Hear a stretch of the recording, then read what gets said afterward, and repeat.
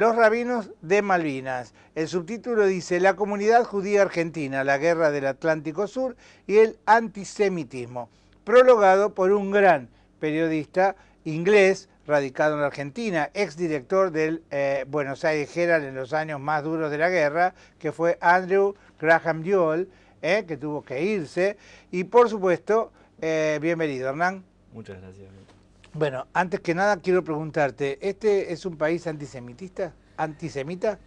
Este país no es un país antisemita, es un país donde hay antisemitismo, Ajá. Que es diferente porque han habido otros países en la historia donde el antisemitismo ha sido oficial. Sí. En Argentina el antisemitismo no fue oficial nunca, o sea, nunca hubo una persecución directa hacia los judíos. Sí hubieron muchísimos hechos durante la historia de antisemitismo más virulento, más público, más oculto, pero se fueron dando en distintas épocas, cada tanto hay algún recrudecimiento de ¿Hoy cómo del estamos antisemitismo. parados? Creo que la situación está bastante más tranquila que en otras épocas.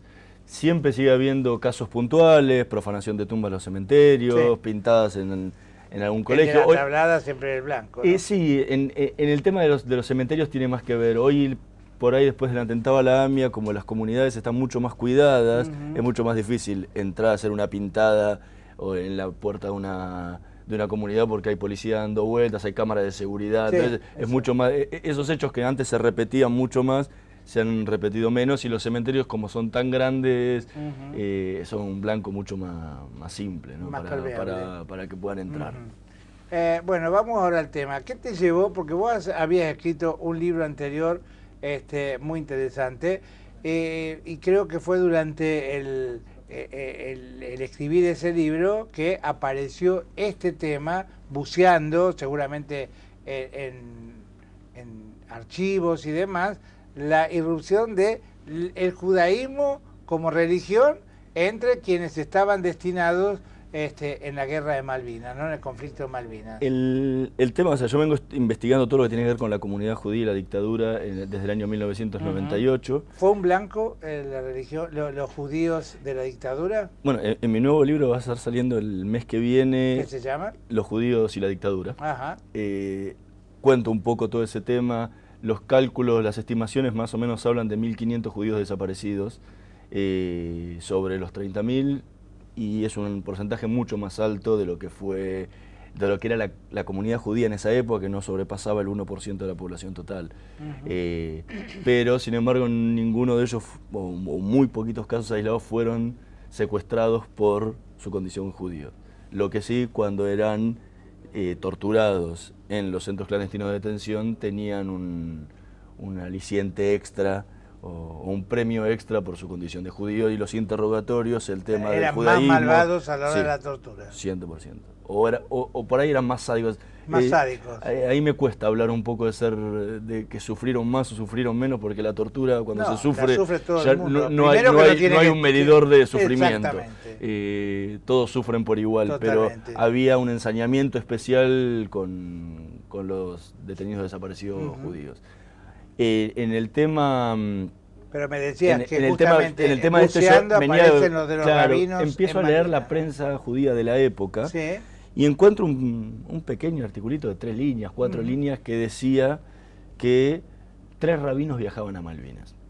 Como mínimo me llamó la atención, porque no es normal que haya rabinos en las Fuerzas Armadas. Exactamente. Y menos aún porque no conocía nada de eso que hubiera pasado en la guerra. Entonces, muchos años atrás lo guardé, lo recorté, dije, bueno, esto lo voy a seguir en algún momento que tenga tiempo. Publiqué mi primer libro, Operación Israel, sobre la compra de armamentos durante la Argentina e Israel durante la dictadura. Y dije, bueno, vamos con lo siguiente, que era este tema que me había quedado pendiente dando vueltas. Y ahí empecé a bucear, porque no sabía si era para un libro, si era para un artículo en el diario, o si iba a ser un ensayo académico.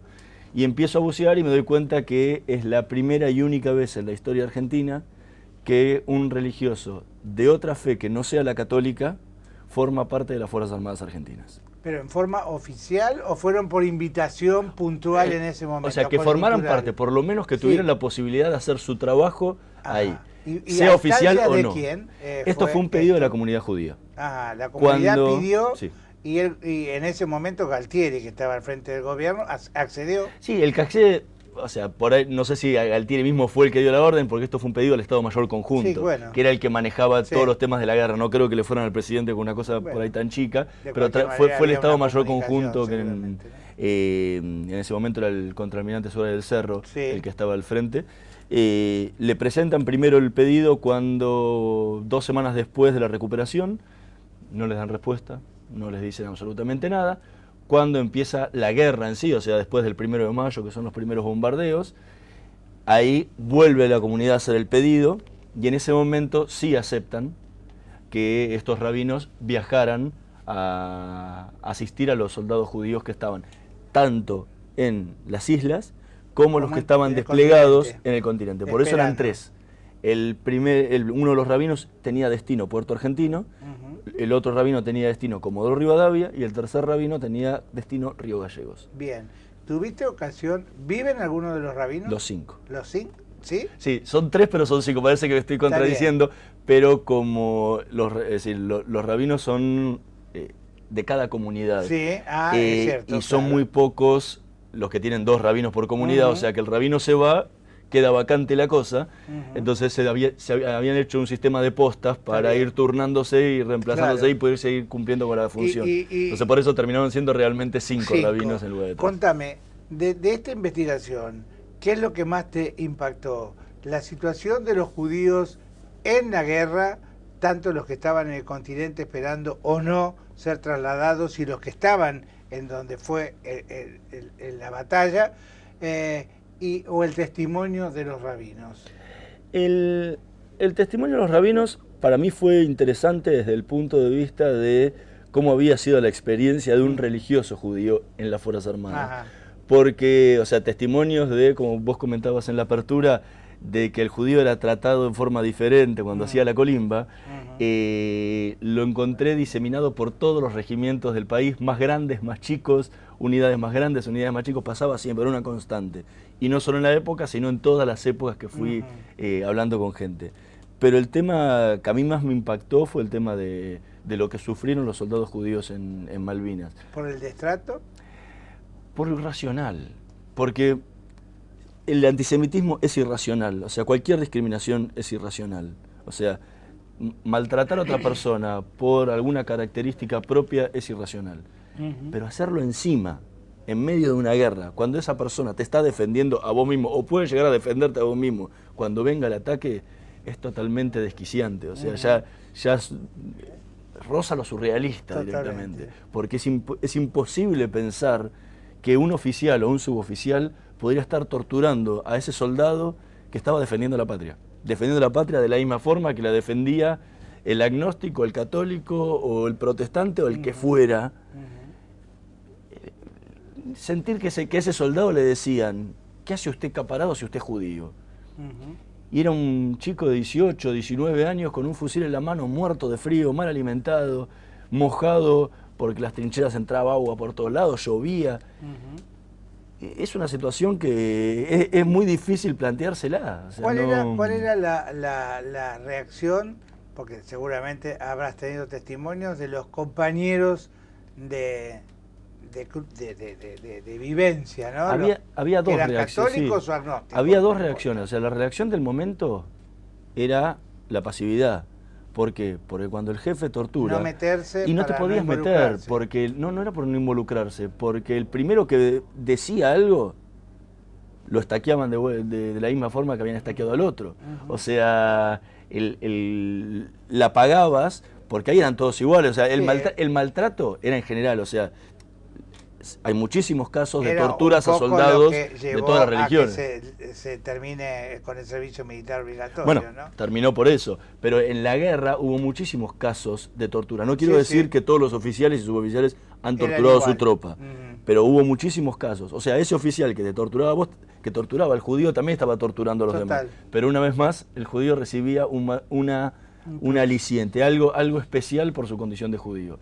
Ahora, cuando terminaba la tortura, cuando volvía a su trinchera ese soldado, la mayoría de los, no quiero decir todos porque hay casos siempre que estaban de acuerdo, o sea, la mayoría de los soldados se acercaban a a darle su apoyo, a tratar de ayudarlo, a hacer que por lo menos pudiera sobrepasar esa post-tortura de una forma más llevadera, ¿no?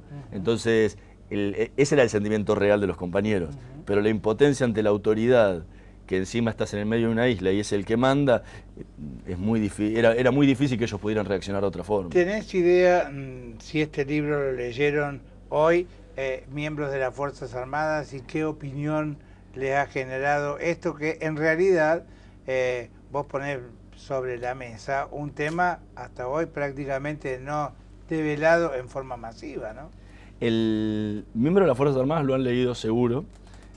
¿Hicieron llegar comentarios? Sí, por lo menos 2 yo tengo seguro, y uno fue el teniente general Balsa, y el otro fue un amigo mío que es general en actividad hoy en día, y que me ayudó muchísimo a poder entender y a encontrar en los archivos esta información sobre lo que era, sobre lo que era la función del capellán católico en las Fuerzas Armadas, para poder entender qué era lo que tenía que hacer un capellán judío.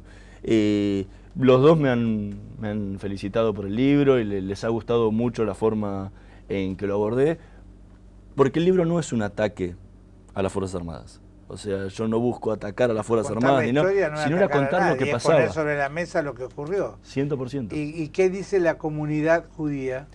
Para la comunidad fue un impacto bastante grande, porque como decías vos al principio, la guerra de Malvinas y cómo han vuelto los soldados llevó a que se los olvidara para siempre, o por lo menos hasta hace un tiempo, y que nadie supiera realmente lo que habían vivido, porque ellos mismos tardaron muchos años por el impacto, por el estrés postraumático que sufrieron, en poder contar lo que realmente les había ocurrido en la guerra. Entonces, fueron pasando los años y la comunidad propia se olvidó, en general, de que había habido soldados judíos peleando la guerra. Y mismo habían sido dejados y olvidados. Entonces, la aparición de estos testimonios y todo le abrió los ojos a muchísimos sectores de la comunidad, no solo en la comunidad central en Buenos Aires, sino en diferentes partes del país, y empezaron a florecer homenajes, invitaciones para que den charlas en diferentes lugares del interior. Con varios veteranos hemos ido a Corrientes, a Tucumán, a Santa Fe Capital, a Córdoba, a La Plata, en Buenos Aires en un montón de comunidades. O sea, se ha empezado a movilizar ahora aquí en Rosario. Vos, pone en valor el disvalor que generó esta vuelta de Malvinas con la cabeza gacha. Yo no me olvido nunca del ocultamiento que se hizo del regreso, ¿no? Sí, los micros tapados para que no los vieran. Totalmente. En medio de la noche. El no hablar. Sí. Bueno, ellos tenían que había firmar. Una orden que flotaba, no estaba escrita, pero en los medios ellos tuvieron que firmar, por lo menos los que volvieron a Campo de Mayo, tuvieron que firmar un documento que no podían hablar de Malvinas, que solamente podían hacerlo sobre las cosas que tenían que ver con la topografía del lugar y compañía. Solamente pudieron hacer una cosa así, o sea, tuvieron ese miedo aparte, porque ninguno quería decir, bueno, voy a violar este artículo. ¿Por qué? Porque estábamos en dictadura. No nos olvidemos que volvieron de la guerra julio del 84, más o menos, día más, día menos. Y era plena guerra, era plena dictadura. Todavía a la dictadura le faltaba más de un año y medio para terminar. Del 82. Claro. Entonces, que le faltaba hasta el 10 de diciembre del 83 para... Y muchos de ellos habían hecho el servicio... Bueno, muchos no, todos habían hecho el servicio militar en dictadura, y en algunos regimientos los amenazaban. Justamente con esa... Entonces, ¿qué iban a hacer? ¿Que voy a ser un desaparecido yo por contar lo que viví en la guerra? Más todo el trauma que produce la propia guerra, más el maltrato al que fueron sometidos por la sociedad, que no les daban trabajo, porque decían que eran los loquitos de la guerra y compañía. Todo eso llevó a que se fueran cerrando cada vez más, y que bueno, con los pasos de los años y el día a día y compañía, la propia sociedad se fue olvidando de la guerra, se fue olvidando de Malvinas, y Malvinas fue quedando atrás como un hecho que pasó en la dictadura, y ellos la fueron sufriendo. Digo, esto es un poco la secuela que dejan los conflictos armados, los llamados locos, la guerra, que uno generaliza en esa frase, en este caso, la vuelta de los veteranos al continente. Sí. Cuando viajas a otro lugar donde también ha habido conflictos, te encontrás con gente que habla por la calle y son prácticamente lúmpenes sociales, porque es muy difícil para toda la sociedad volver a incluir a gente que pasó por un duro trance como ese, ¿no? De estar en un conflicto bélico. Sí, y encima, cuando atrás hay una derrota, Además, y encima de todo eso, cuando la sociedad se le pinchó un globo que le habían construido en base a que éramos la gran victoria, que era la gran victoria, que le habíamos hundido toda la tropa, poco más estamos bombardeando Londres, exactamente. Y de repente nos encontramos que no estábamos a punto de invadir Londres, sino que estábamos volviendo con una derrota terrible que había terminado, que estaba terminando con una idea loca de tratar de ir a una guerra con los británicos. Sí. Entonces, un relato fallido, como cualquier parecido con la realidad, a veces, no sé si es mera coincidencia, pero digo, los relatos a veces no se pueden crear. Los relatos deben ser lo más fidedignos posible, porque después, fíjate, termina como pasó, que desde la noche a la mañana, de ir hundiendo la flota inglesa, y como decís vos, casi invadiendo Londres, terminamos volviendo nuevamente al continente, ¿no? Con lo que se llamó no la guerra, sino una batalla perdida. Sí. Guerra que a lo mejor se gana en lo diplomático el día de mañana. Ojalá. ¿No? Ojalá. O que hubiera sido la forma más correcta de hacerlo. Más civilizada también. Y para hacerlo, ¿no? No sabe cuándo se podrá lograr eso, pero porque las cosas hoy no están muy simples para avanzar en el terreno, pero nada, los chinos tardaron 100 años en poder conseguir Hong Kong. Es cierto. Nos quedan algunas esperanzas a nosotros. La perseverancia china, que no la tenemos nosotros. De cualquier manera nos queda, como siempre, glorificar y honrar a los tipos que pusieron el cuerpo, la piel en nombre de todos nosotros y para defender la bandera, ¿no? Bueno, creo que estamos conviviendo con héroes cotidianamente y cruzándonos en las calles y en los bares. Bueno, eso para mí fue uno de los premios mayores que recibí, o por lo menos el mayor honor que tuve fue poder verlos, que los empezaron a homenajear y los empezaron a considerar dentro de la comunidad luego de que se empezó a conocer su historia. Y ver la cara de felicidad en los homenajes que les van haciendo, cuando les entregan una placa, cuando los llaman y compañía, eso para mí pagó el haber escrito el libro para siempre, ¿no?